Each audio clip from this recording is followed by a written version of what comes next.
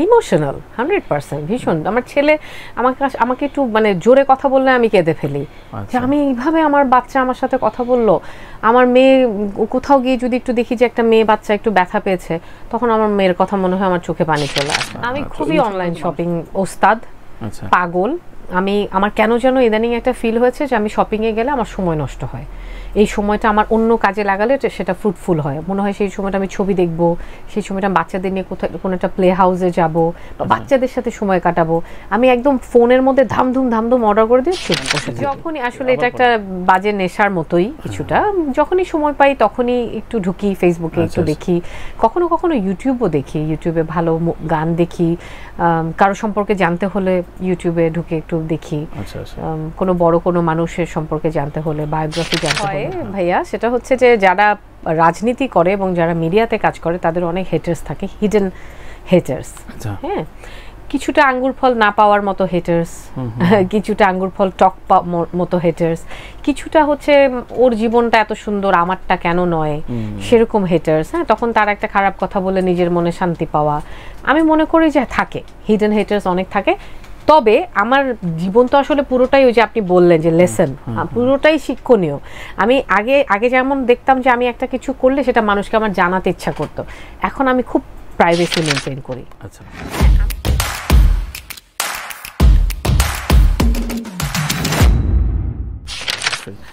রিচি সোলাইমানের বাবা কি করেন? আব্বু বিজনেস করতেন, আব্বু মুক্তিযোদ্ধা ছিলেন, এম সোলাইমান। আব্বুর রাষ্ট্রীয় মর্যাদায় দাফন হয়েছে। আব্বুর নাম ইউটিউবে দিলে সেটা চলে আসে। মায়ের নাম হুসনা সোলাইমান। আচ্ছা, রিচি রেগুলার কখন ঘুমায়? 11টা। আজকে রেকর্ড ব্রেক হচ্ছে। অনলাইন অফলাইন শপিং এর ক্ষেত্রে আমি খুবই অনলাইন শপিং ওস্তাদ, পাগল। আমার কেন যেন ইদানিং একটা ফিল হয়েছে যে আমি শপিংয়ে গেলে আমার সময় নষ্ট হয়। এই সময়টা আমার অন্য কাজে লাগালে সেটা ফ্রুটফুল হয়। মনে হয় সেই সময়টা আমি ছবি দেখবো, সেই সময়টা বাচ্চাদের নিয়ে কোথাও কোনো একটা প্লে হাউসে যাবো বা বাচ্চাদের সাথে সময় কাটাবো। আমি একদম ফোনের মধ্যে ধামধুম অর্ডার করে দিয়ে চুপ বসে থাকি। আবার বলেন, এটা মেয়েদের পাঠানো দরকার আমাদের, তাই না? একদম ফোনের মধ্যে আমি যা লাগে ধামধুম অর্ডার করে আমি চুপচাপ বসে থাকি। খুবই ভালো লক্ষণ। ঘরে ঘরে পৌঁছে দেওয়া দরকার। অপূর্ব, তোমার ওয়াইফকে পাঠিয়ে দিও, আমি আমারটা পাঠিয়ে দেবো। সোশ্যাল মিডিয়ায় কতক্ষণ সময় দেন?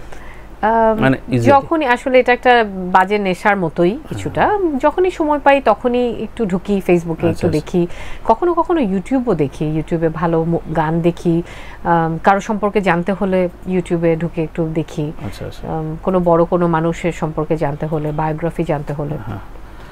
ছেলে মেয়ে দুজন? ছেলে মেয়ে দুজন। ছেলে রায়ান 13 বছর আর মেয়ে 7 চলছে, ইলমা। ছেলেদের পড়াশোনা আপনি দেখভাল করেন পার্সোনালি নাকি? না, আমার বাসায় টিউটর আছে। ওই বড়টা টিউটর পড়ায় বাসায় এসে, কারণ ওর যেহেতু আসলে কারিকুলামটা ডিফারেন্ট হয়েছে ওখান থেকে এসে। সো মানে ইট ওয়াজ মাস্ট নিডেড ওর একটা টিউটর। সো আমি ওটা বাসায় রেখেছি, উনি এসে বাসায় পড়ায়। আর মেয়েকে আমি নিজেই পড়াই। ছোট তো। রিচিকে আপনার ফ্যামিলির কে সবচেয়ে বেশি প্রেজ করতে, মানে আপনার গোপনে, যে আমার রিচি আমার বোন বা আমার বড় ভাই? বড় ভাই, হ্যাঁ। তার নাম কি? ফাহাদ সোলাইমান। ও নিউ ইয়র্কে থাকে। আচ্ছা আচ্ছা। তো ভাইয়া হচ্ছে যে ও মানে আমি to him I am like a baby. আমাকেও এখনো মনে করে আমি ওর মেয়ে, বাচ্চা, ওরকম করে ও ট্রিট করে। আর বলে কি, যেখানে ভাইয়া আসলে ওখানে মেয়রের এশিয়ান অ্যাডভাইজার, আর পলিটিক্যালি ভাইয়া ওখানে খুব মানে সবাই চিনে ভাইয়াকে। তো ভাইয়া যেখানেই যায় সেখানে সবাই ফাহাদ সোলাইমান অমুক তমুক পরিচয় করে। লাস্টে বলে যে উনি কিন্তু রিচি সোলাইমানের বড় ভাই। এটা হচ্ছে ল্যান্ডমার্ক একটা। হ্যাঁ, এটা মানে কি, এই পরিচয় থেকে আমি কখনো বেরোতে পারবো না। এই সব শেষে এটা বলতেই হবে। ভাইয়া অলওয়েজ অনেক প্রেজ করে। এমনি আপনার নিশ্চয়ই হেটার্স খুব কম আমার জানা মতে, মানে ফেসবুকে বা এগুলো কেমন ভাবে?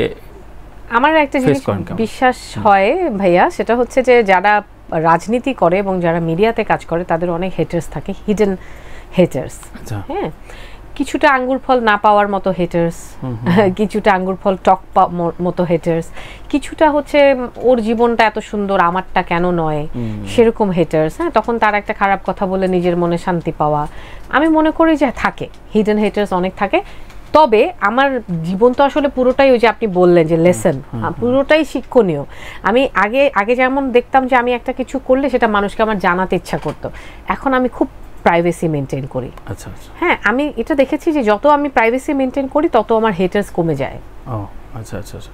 তার মানে কিন্তু আপনার আমি যেটা মানে অবজার্ভ করেছি সে খুব বেশি কমেন্টে ব্যাড কমেন্টস আপনার ক্ষেত্রে খুবই কম, মানে খুব কম।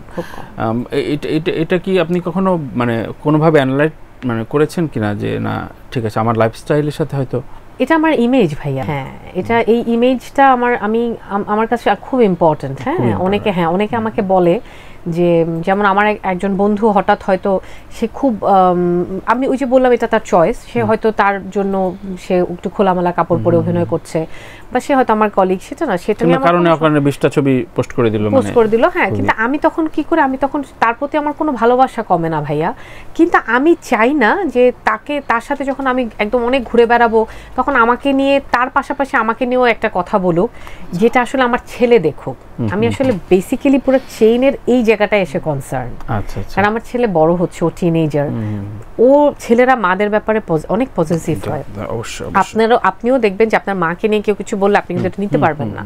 তো আমার কাছে মনে হয় যে আমি আমার বাকি জীবনটা আমি আমার বাচ্চাদের জন্য ডেডিকেট করেছি। আচ্ছা আচ্ছা। তো আমি চাই না আমার বাচ্চারা কোনো কিছুতে কষ্ট পাক, কোনো কিছুতে তাদের অপমান হোক। তার মানে ব্যক্তি ইমেজ একটা অবশ্যই ম্যাটার করে। তো ভাইয়া একজন মানুষের ইমেজ কামাতে 30 বছরও লেগে যায়, সেটা ভাঙতে 30 মিনিটও লাগে না।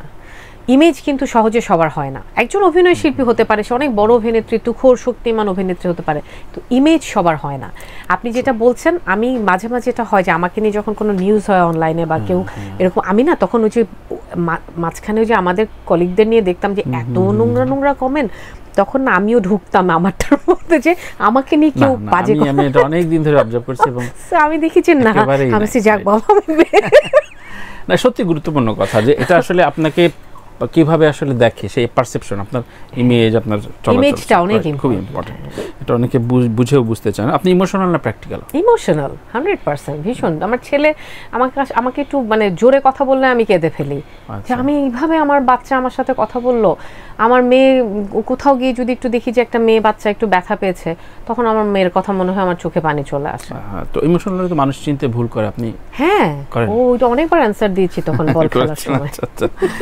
এমনি একটা তারিখ বলতে হবে যে তারিখটা আপনি কোনো মানে ভুলেননি? 1 অক্টোবর আমার ছেলের জন্মদিন। ছেলের? আচ্ছা আচ্ছা। আমার সে বিয়ের কথা বলবেন। আচ্ছা, আপনার কোন প্রতিভা আছে যেটা আসলে এখন এক্সপ্লোর হয় নাই? আমার আমি খুব ভালো রান্না করি। রান্না করেন? আচ্ছা, কোন ডিশ আপনার সবচেয়ে বেস্ট? চিকেন খুব ভালো হয় আমার। ভাইও পছন্দ করে? হ্যাঁ, আমার রান্না ভাই সব খুব পছন্দ করে, এবং আমার বর আপনার সাথে দেখা হলে, যদি আসছে 10 তারিখে, যদি দেখা করাতে পারি দেখবেন বলবে যে আমার বউ কিন্তু মোটামুটি মাদার তেরেজার পর্যায়ে চলে গেছে। হ্যাঁ, কার বাড়িতে খাবার নাই, কে মারা গেছে, কার বাচ্চা হবে, সবখানে সে খাবার রান্না করে দৌড়ায়। তো এটা আমার বর আর কি সবাইকে বলে। আমার রান্না, আমার শ্বশুরবাড়ির মানুষ। সামনে ইলেকশন কনফার্ম, মানে সাদা কালো পোস্টারটা আমি আসলে এগুলো আমার ভালো লাগে করতে। প্রচারের উত্তরবাসী, সব কামাই আর কি। তো এমন ঘটনা ঘটছে, ধরেন আপনার ডিশটা তো ভালো হয়নি, কিন্তু ভাই আসলে আপনাকে খুশি করার জন্য বলছে? না, ওইটা কখনো বলে না। খারাপ হলে সাথে সাথে বলে যে খুব কম। হ্যাঁ, বলে যে না এটা আসলে তোমারটা আরো, প্রথমে বলার পর আমার দিকে তাকায় থাকে যে আবার বউ ক্ষিপ্ত হয়ে আবার মানে বাঘ হয়ে যাচ্ছে কিনা। তো তারপরে আবার বলে না না তোমার এটা অনেক ভালো হয়, আজকে মনে হয় কোনো একটা ফোন আসছিল মনে হয়। তো কেমন ডমিনেটেড হয় আমার ভাইটা? না না, একদমই না, আমি ডমিনেট করি। সে খুবই নরম সরম মানুষ, আমি বকাবকি করতে থাকি সারাক্ষণ। কোন সুপারহিরো ক্যারেক্টার আপনার পছন্দ? মানে স্পাইডারম্যান। স্পাইডারম্যান, আচ্ছা। ছেলের কাছ থেকে মানে প্রভাবিত নাকি? না, আমি কেন যেন ও হওয়ার আগে থেকেই খুব স্পাইডারম্যান পছন্দ করি আগে থেকে। আচ্ছা আচ্ছা। এমনি আপনার ফ্যামিলিটা আসলে যদি একটা জনরা ভাগ করা হয়, কোন জনরার একটা মুভি হবে? আমার ফ্যামিলি পুরোপুরি একটা কালচারাল পরিবারে আমি বেড়ে উঠেছি। আমার বাবা গান শুনতে পছন্দ করতেন, কবিতা পড়তে পছন্দ। কোন জনরা এটা? কমেডি জনরার? হ্যাঁ, কমেডি। কমেডি বলবো, কারণ হচ্ছে যে এটা আমার মানে সার্কেলের সবাই জানে যে আমি এবং আমার মা, আমার 2 ভাই, আমার বাবাও যখন বেঁচে ছিলেন আমরা অনেক হাসতাম। হ্যাঁ, অকারণে হাসতাম। এবং ছোট একটা বিষয় নিয়ে যেখানে অল্প হাসলেও হয় সেখানে অনেক হাসতাম, এবং আম্মুকে নিয়ে সারাক্ষণ দুষ্টামি, দুই ভাই সারাক্ষণ আম্মুর পিছনে ইঁদুর বিড়ালের মতো লেগে মানে থাকা। সো আমার ফ্যামিলিকে নিয়ে সবাই যেটা বলে যে তোমাদের পরিবারকে দেখে মনে হয় তোমাদের কোনো দুঃখ নাই, সারাক্ষণ হাসি খুশি। বাবা, কখনো ভুল ব্যক্তিকে মেসেজ দিয়ে ফেলেছেন এরকম হয়েছে? হ্যাঁ, এরকম অনেক হয়েছে। আল্লাহ, আগেও যে নতুন নতুন আইফোন ইউজ করার সময় মনে নাই, এই যে যাকে গ্লাস ফোন করতাম তাকে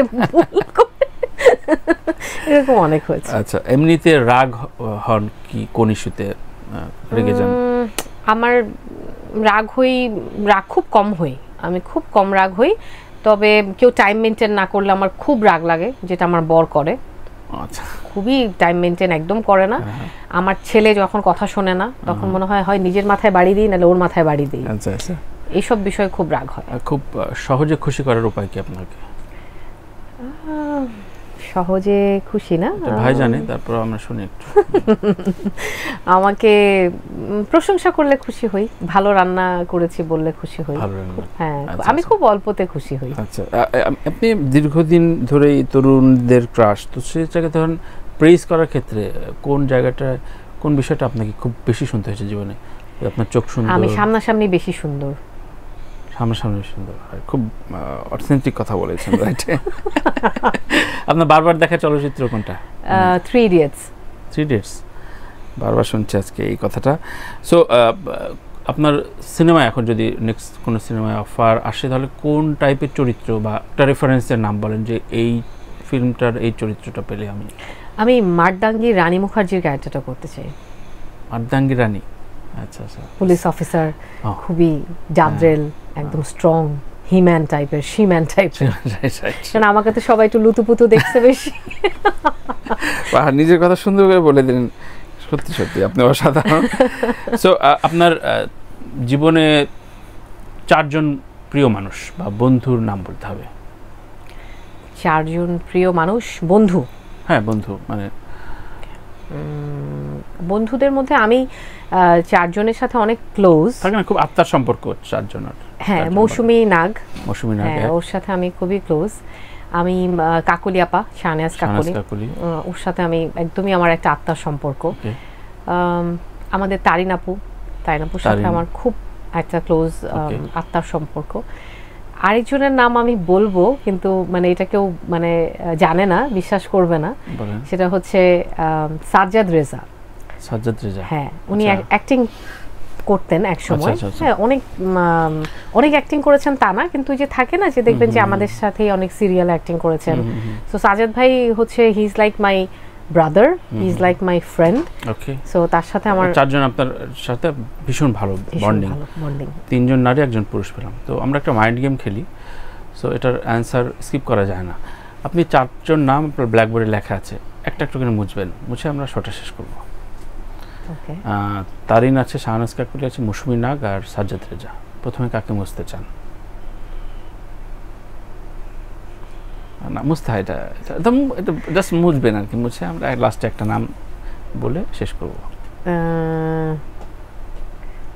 সাজ্জাদ ভাই, সাজ্জাদ রেজা। আচ্ছা, থাকলো তারিন, শাহনাজ কাকুলি আর মৌসুমী নাগ। তারিন আপু, তারিন গেল, শাহনাজ কাকুলি আর মৌসুমী নাগ। কাকুলি আপা।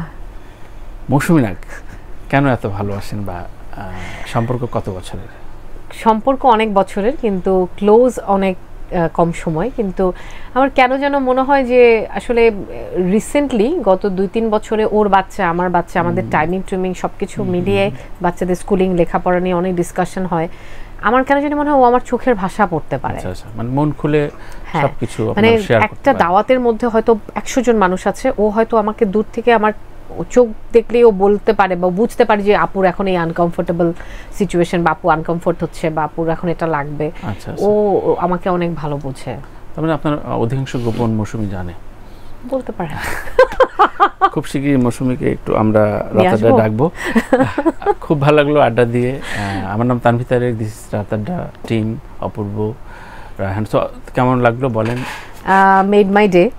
Thank you. আড্ডা দিতে আমারও খুব ভালো লাগে, কিন্তু তানভীর ভাই, টু বি ভেরি অনেস্ট, গতানুগতিক প্রশ্নের অ্যান্সার আমার মানে দিতে ভালো লাগে না। আপনার এখানে আমি যতগুলো প্রশ্ন আপনি করেছেন একটাও গতানুগতিক ছিল না, যে কারণে আমার অনেক বেশি ভালো লেগেছে।